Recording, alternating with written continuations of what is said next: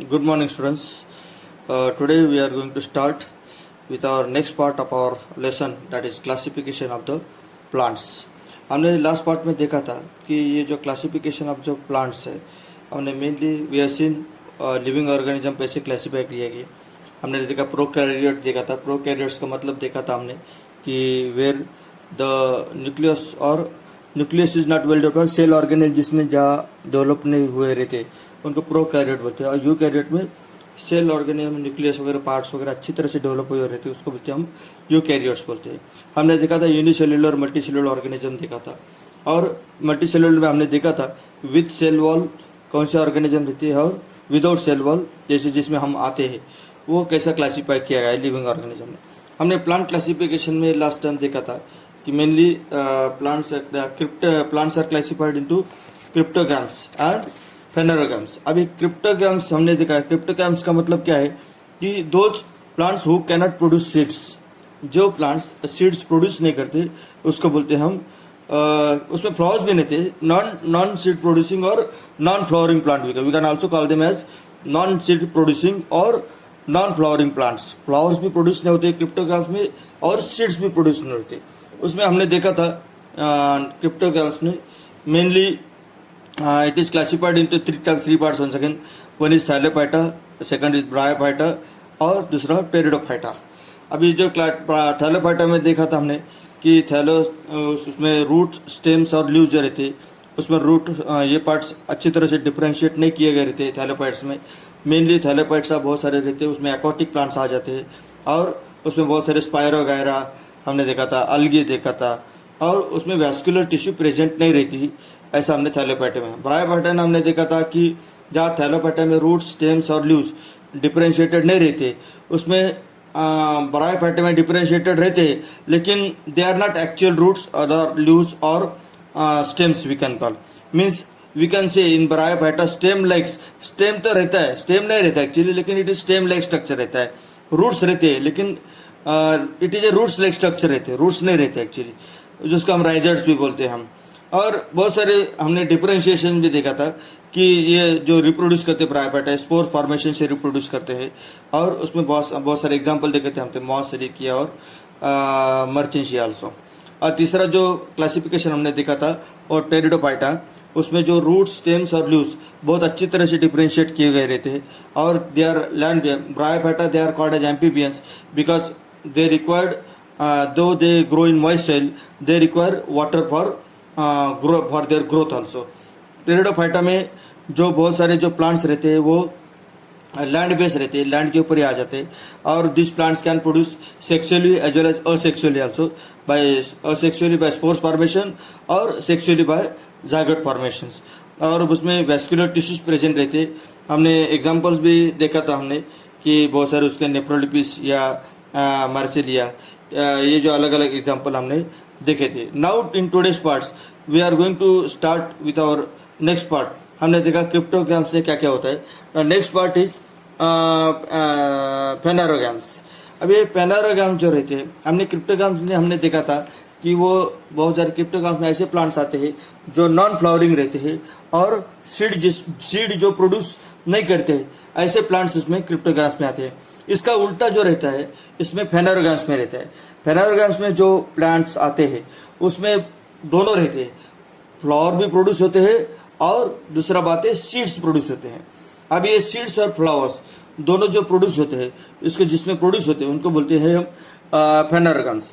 अभी ये जो रहता है ये प्लांट में रिप्रोडक्शन ऑफ द जो रहता है, reproduction mainly it is perform with the seeds perform होते हैं, इसलिए रिप्रोडक्शन सीम्स होता है. सीड्स के तरह से एम्ब्रियोज होता है, सीड्स में स्टोर फूड रहता है और उसकी वजह से एम्ब्रियोनिक फॉर्मेशन रहता है. और during germination of the seeds the stored food is use for the initial growth of the embryo. मतलब जैसे सीड्स ग्रोन होता है कि सीड्स में जो थोड़ा बहुत जो स्टोर्ड फॉर्म में फूड रहता है वो उसके ग्रोथ के लिए, सीड्स के ग्रोथ के लिए यूज किया जाता है. और डिपेंडिंग अपन अभी ये जो फेनरोग्राम्स है दो तरह के क्लासिफिकेशन हुए इसमें.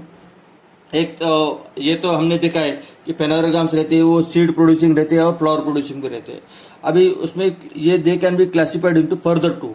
One is the gymnosperm and second is angiosperms. अब ये जिम्नोस्पर्म जो प्लांट्स रहते हैं बहुत सारे, उसमें एग्जांपल देखा जा सकता है, साइकस हो गया, हिबिस्कस हो गया, लिली हो गया। हम क्या कंपैरिजन कर सकते हैं उसके कि अगर हम डिफरेंशिएशन करें तो ये जो जिम्नोस्पर्म रहते हैं बहुत सारे बार हरे प्लांट, एवरग्रीन प्लांट रहते हैं और पेरिनियल प्लांट मतलब साल भर रहने वाले प्लांट रहते हैं। और उसका जो स्ट्रक्चर रहता है वुडी रहता है, वुडी मतलब वुड लाइक स्ट्रक्चर रहता है। और दे आर स्टेम, जो उनका जो स्टेम रहता है उसका विदाउट ब्रांचेस रहता है, मतलब ब्रांचेस नहीं रहते, that is without branch. Leaves are leave form, मतलब हमारा क्राउन जैसा स्ट्रक्चर है, लीव्स फॉर्म करते हैं। और दूसरा बात रहता है, सबसे इंपॉर्टेंट जो डिफरेंशिएशन रहता है, seeds of this plants they do not have natural covering. सबसे डिफरेंशिएटिंग पॉइंट ये है कि ये जो प्लांट रहते हैं जो जिम्नोस्पर्म में आते हैं उनके जो सीड्स तैयार होते हैं उनको नेचुरल कवरिंग, जो फ्रूट्स का कवरिंग रहता है वो नॉर्मली तैयार नहीं होता। They are without cover, that means seeds they are without cover, we can call they are naked, they covering नहीं रहता। जिम्नस का मतलब नेकेड, जिसको कवरिंग नहीं होता है, और स्पर्म का मतलब सीड्स जिसको कवरिंग नहीं होता, फ्रूट्स का या उसका किसी तरह का कवरिंग नहीं होता है, उसको बोलते हैं हम gymnosperm. This is the main classification और differentiating point of the gymnosperm. उसमें कोई वही इंपॉर्टेंट पार्ट आपको ध्यान में रखना है कि इसमें सीड्स को कवरिंग नहीं रहता है और सीड्स पूरी तरह से नेकेड रहते हैं, that is called, they are called as gymnosperm. और दूसरा जो पार्ट है, पार्ट डिवीजन 2, उसमें जो फेनोरोगाम्स में आता है वो एंजियोस्पर्म। अभी एंजियोस्पर्म, अभी जिम्नोस्पर्म का एग्जांपल आपको दिया है आपके बुक में, साइकस हो गया, पीसी क्रिसमस ट्री हो गया और मोरपंखी, तुजा वगैरह अलग अलग एग्जांपल आपके बुक में दिए हैं, वो आपको ध्यान में रखने हैं। लेकिन मेनली आपका जिम्नोस्पर्म में आप ध्यान देखोगे कि स्टेम का जो स्ट्रक्चर रहता है वुडी रहता है, they are without branches, they form crown like structure. और रिप्रोडक्शन का जो मेथड रहता है, both male and female flower जो रहते हैं उसमें ऑन सेम प्लांट रहते हैं, स्पोरोपिस फॉर्म करते हैं और उससे रिप्रोडक्शन हो जाता है उनका। बाद में दूसरा जो पार्ट है एंजियोस्पर्म। अभी एंजियोस्पर्म के जो फ्लावर्स रहते हैं वो फ्रूट में कन्वर्ट है, जिम्नोस्पर्म के जो फ्लावर रहते हैं वो फ्रूट में कन्वर्ट नहीं होते, लेकिन एंजियोस्पर्म के जो फ्लावर है they produce fruits also, that mean flowers are getting converted into fruits. अभी दे रिप्रोडक्शन, अभी flower develop into the fruits and seeds are form within the fruits, मतलब इसके जो सीड्स फॉर्म होते हैं फ्रूट्स के अंदर तैयार होते हैं इसके सीड्स। बहुत सारे फल हम देखते हैं कि एप्पल हो गया या मैंगो हो गया, ये इसका कवरिंग रहता है, फ्रूट्स का कवरिंग रहता है इसके ऊपर, इसलिए उनको बोल सकते हैं हम कि this flowers are having covering, that is why इनको कवरिंग रहता है।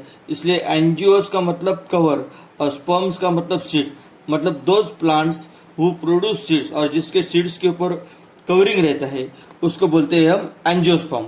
अभी एंजियोस्पर्म और जिम्नोस्पर्म में आपको ध्यान में आया होगा कि जिम्नोस्पर्म में सीड्स का जो कवरिंग नहीं रहता है और ओपन रहते हैं, वो नेकेड रहते हैं, और एंजियोस्पर्म में seeds is covered by the fruits उसको कवर करते हैं सीड्स को।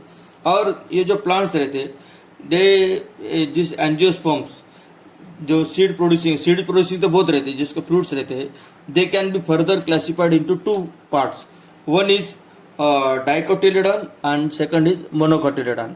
मतलब angiosperms are further classified into 2 parts, one is monocotyledon and dicotyledon. Monocotyledon का मतलब जो है जिसका सीड हम डिवाइड नहीं कर सकते 2 इक्वल पार्ट्स में, मतलब बहुत सारे सीड्स रहते हैं जो सर्कुलर रहते हैं, जैसे ऑनियन सीड हो गया, ये हो गया, बहुत सारे एग्जांपल्स आपको दिए है, ऑनियंस हो गया, बनाना हो गया, बम्बू हो गए, इनके जो सीड्स रहते हैं अगर इसको हमने डिवाइड करने की कोशिश करी तो इक्वल पार्ट में डिवाइड नहीं होते। इसलिए इनके सीड्स जिनके दो पार्ट में, 2 इक्वल पार्ट में डिवाइड नहीं होते उनको बोलते हैं हम मोनोकोटिलेडॉन। और जिनके सीड्स 2 इक्वल पार्ट में डिवाइड होते हैं उसके में बहुत सारे एग्जांपल्स आज देख सकते हैं हम कि मैंगो हो गया, बाद में बनियन ट्री, बहुत सारे एग्जांपल्स है जिनके सीड्स हम 2 इक्वल पार्ट में हम डिवाइड कर सकते हैं। टैमरिंड हो गया, तो इसको बोलते हैं हम डाइकोटिलेडॉन्स। डाइकोटिलेडॉन मतलब seeds which are getting divided into 2 cotyledon और 2 हाफ्स, और मोनोकोटिलेडॉन मतलब single seed which can not be divided into 2 equal parts. अभी डाइकोटिलेडॉन और मोनोकोटिलेडॉन का डिफरेंशिएशन आपके बुक में दिया है, उसमें सीड जो रहते हैं 2 कोटिलेडॉन, मैंने ऑलरेडी एक्सप्लेन किया आपको कि दो इक्वल पार्ट में डिवाइड होता है सीड, और मोनोकोटिलेडॉन में इक्वल पार्ट में डिवाइड नहीं होता है। रूट्स जो रहते हैं इनके वेल डेवलप रहते हैं डाइकोटिलेडॉन्स के, mainly they are primary root, type root और या जो मोनोकोटिलेडॉन जो रहते हैं उसमें फाइब्रस रूट रहता है, जैसे ऑनियन हो गया या बहुत सारे रूट फाइब्रस रूट हम देखते हैं, उनमें मोनोकोटिलेडॉन में फाइब्रस रूट रहते हैं। स्टेम का अगर डिफरेंशिएशन किया जाए तो स्टेम जो रहता है बहुत स्ट्रांग रहता है, हार्ड रहता है एकदम। It is almost they we can not break them. न मतलब आपके बहुत सारे एग्जाम्पल्स है, बहुत सारे बड़े बड़े जो पेड़ रहे, टैमरिंड हो गया, बनियन ट्री हो गया, बहुत सारे एग्जाम्पल आप दे सकते हो जिनका स्टेम जो रहता है बहुत सारा हार्ड रहता है। और इसका जो मोनोकोटिलेडॉन का जो स्टेम रहता है अलग अलग पार्ट में हॉलो भी रहता है। हॉलो मतलब बम्बू, देख सकते बम्बू का आपका एग्जाम्पल हॉलो, अंदर से वो रहता है, अंदर से बम्बू हॉलो रहता है। और दूसरा फॉल्स मतलब वो तो स्टेम जैसा दिखता है लेकिन स्टेम नहीं रहता, मतलब बनाना का जो रहता है फॉल्स स्टेम रहता है, उसको लीव्स फॉर्म होते हैं। और दूसरा तीसरा पार्ट है डिस्क लाइक भी रह सकते हैं, जिसके एग्जाम्पल उसका ऑनियन का दे सकते हैं।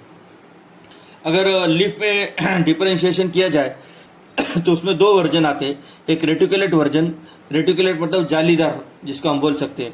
लीफ अगर पार्ट का बहुत सारे अलग अलग प्लांट के आपने लीव्स देखोगे उसमें रेटिकुलेट वेनेशन आता है। रेटिकुलेट मतलब जालीदार जिसका वेनेशंस रहता है, तो उसको बोलते हैं हम रेटिकुलेट वेनेशंस। और दूसरा है मोनोकोटिलेडॉन्स में जो रहता है पैरेलल वेनेशन, मतलब जो वेन जो रहती है लीव्स की वो एक दूसरे को पैरेलल रहती है। और तीसरा जो रहता है डिफरेंशिएशन, नेक्स्ट डिफरेंशिएशन जो आपके बुक में दिया है कि वो एक फ्लावर्स विद 4 to 5 पार्ट्स, मतलब 4 to 5 पेटल्स रहते हैं फ्लावर्स को डाइकोटिलेडॉन्स में। मोनोकोटिलेडॉन्स में दे आर विद 3 पार्ट्स और 3 पेटल्स रहते हैं। उसको हम ट्राइमेरस बोलते हैं, जिसको 4 to 5 पार्ट्स रहते हैं फ्लावर्स को, उसको बोलते हैं हम टेट्रामेरस भी बोल सकते हैं और पेंटामेरस भी बोल सकते हैं। That is the differentiation of the dicotyledon and monocotyledon. This is what you should remember in plant पिंडी। Plant kingdom can be classified into cryptogams and phanerogams. Cryptogams में हमने देखा थैलोपाइटा, ब्रायोपाइटा, टेरिडोपाइटा, और फेनोरोगाम्स जो सीड प्रोड्यूसिंग और फ्लावरिंग प्लांट्स रहते हैं उसमें हमने देखा जिम्नोस्पर्म देखा, that means the seeds are not covered with the fruits. और दूसरा पार्ट देखा हमने एंजियोस्पर्म, जिसमें सीड्स जो रहते हैं फ्रूट से कवर किए गए रहते हैं, मतलब कवरिंग रहता है उनको। और angiosperms can be further classified into dicotyledons and monocotyledon. This is what you should learn, keep in mind about these lessons. With this we are completing these lessons, that is the classification of the plants. In next part we'll try to learn about our next lessons, that is energy flow in the ecosystem. I am also going to give the homework for today. After few minutes I will be giving homework also. You should complete that homework today itself and you should submit the same at 6 o'clock. Thank you friends. Next part we'll meet in the next part with